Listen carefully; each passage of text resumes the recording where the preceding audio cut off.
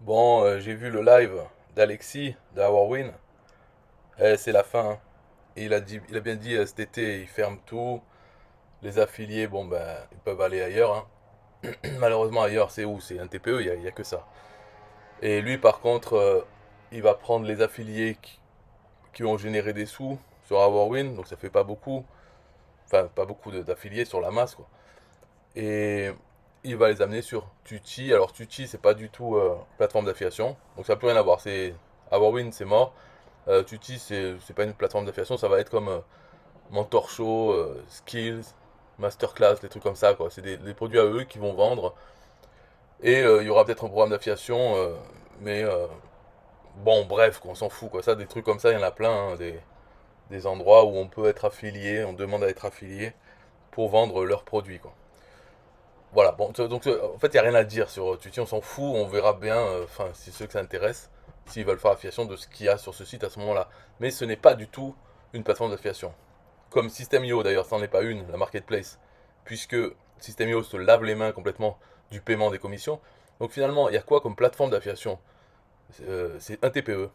Un TPE qui n'a pas les abonnements, ils n'ont pas Order Bump, Upsell, tout ça, mais au moins ils existent toujours depuis 15 ans maintenant, et ils payent les commissions.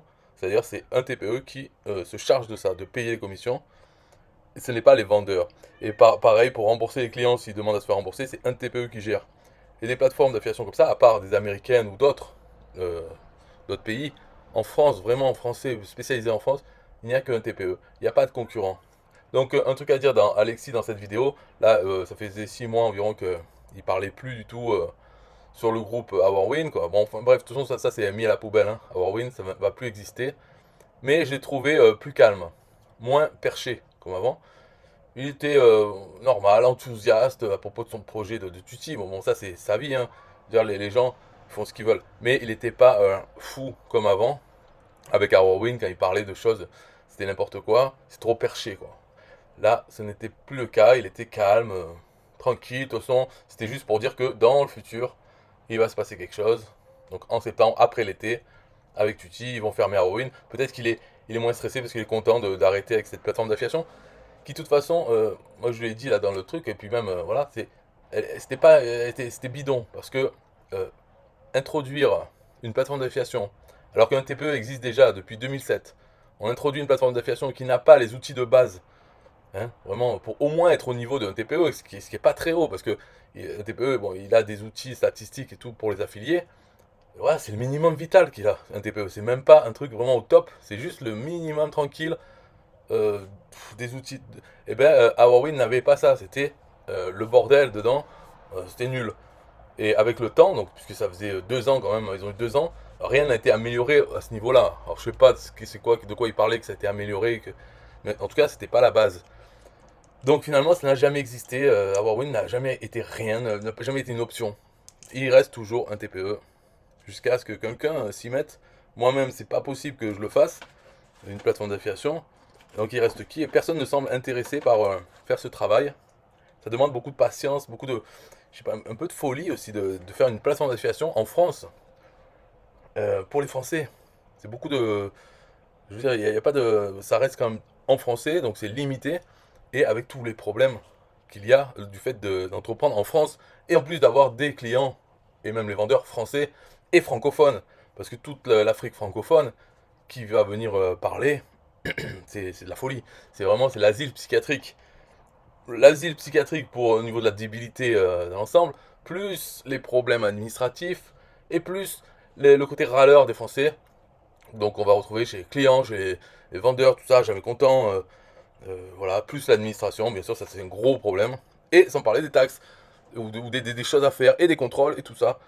Et alors, bravo, Sylvain Milon, c'est un héros français, bien sûr, lui, personne n'en parle comme quoi c'est dans les médias ou autre, tout le monde s'en fout, mais c'est un héros. S'il n'existait pas, bah, il n'y aurait aucune plateforme d'affiliation. Et quand il va décider d'arrêter, finalement, il n'y en aura plus. C'est ça. En tout cas, ce sera pas Alexis qui va le faire, quoi. Lui, c'est pas mis dedans. En fait, les gens, même Anthony Nevo, par exemple, il a fait un truc, mais ça reste ses machins, ses produits. C'est pas ouvert, vraiment. Donc il n'y a personne qui fait une plateforme d'affiliation et qui prend en charge, comme sur le modèle d'un TPE, en plus ce modèle il est assez intelligent, les gens mettent des choses, c'est validé, donc dans le catalogue, et ensuite c'est un TPE qui paye les commissions, qui encaisse les clients, en fait qui vend le produit. Et au moment de l'achat, quand quelqu'un achète le produit, eh bien c'est un TPE, hop, il l'achète au vendeur, on va dire, à 90% du prix auquel il le revend, quoi. Il le revend 10% plus cher au client, plus la TVA donc pour l'État, et il reverse à l'affilié, au vendeur, leur part, et lui il garde euh, ses profits, enfin ses profits c'est non même pas, parce que après il a des charges, tout à payer dessus, mais au moins ce modèle tranquille, c'est bien un TPE, le vendeur, le magasin, les clients ont affaire avec un TPE, et un TPE gère les fournisseurs, les apporteurs d'affaires, et les clients, le service après-vente, enfin en gros quoi, pour les remboursements, un truc comme ça. C'est bien ça comme modèle, avec garantie de remboursement 30 jours et tout ça. Je trouve que c'est bien. Après, moi, mon frein, c'est... Bon, la technique, ok, il faudrait déjà développer ça. Mais le frein, c'est surtout après l'administratif, au quotidien. Valider les produits, parler aux gens, vérifier que les produits sont toujours là, tout ça, là. Ça, c'est ça qui fait peur. Après, parce que surtout aussi, de l'autre côté, on se dit, ouais, mais ok, bon, il y a tout ce travail, mais c'est quoi les profits? Qu'est-ce qu'on va faire? Et finalement, c'est limité si on reste en français. Et si on le fait en anglais, alors là, on a la concurrence des autres, des plus grosses plateformes. Donc ça, c'est pas pareil. Il y a un avantage à être limité au français, mais du coup, il y a l'inconvénient que ça reste, je sais pas, à voir quoi. Enfin, à voir, je vais pas le faire, mais je veux dire, ouais, ça pourrait être bien si c'était mieux fait. Par exemple, s'il y avait des abonnements, parce que les abonnements, on sait que ça rapporte. Mais si le 20 millions ne fait pas les abonnements, c'est qu'il a des bonnes raisons. Peut-être ça apporte encore plus d'embrouille que de vendre une fois quoi, un achat. Par exemple, pourquoi il fait pas les paniers ou les order bump upsell? C'est pas qu'il est pas capable de faire techniquement, mais peut-être ça rajoute des problèmes pour la suite. Par exemple, si quelqu'un prend plusieurs produits et veut s'en faire rembourser un seul, ok, donc il a eu une facture pour tous les produits, comment faire pour rembourser un seul? Alors que le remboursement, c'est assez facile puisque c'est simplement, on annule la transaction. C'est comme si elle n'avait pas eu lieu. Mais si on doit rembourser qu'une partie d'une transaction, là ça complique tout. Les abonnements, pareil, il peut y avoir des plaintes des clients qui se disent oh je me suis jamais abonné là alors que oui, et ils portent une plainte à la banque qui ensuite se retourne vers la banque d'un TPE. Donc c'est pour ça peut-être. Après pourquoi il met pas aussi le paiement en crypto-monnaie ou en d'autres moyens que la carte et PayPal? Peut-être parce que aussi ça apporte d'autres problèmes et il aime la tranquillité. Quoique déjà il supporte beaucoup de choses, mais il veut pas, ça a des limites aussi quand même. Lui-même a des limites, donc il reste à un certain niveau d'embrouille. Et il a tenu 15 ans. Donc bravo à lui. Alexis, pas bravo, parce qu'en moins de 2 ans, c'est parti en couille, de toute façon, c'est jamais allé nulle part. Là, il fait tuti. Ok, moi j'arrête de suivre. Hein, là, ça n'a aucun rapport.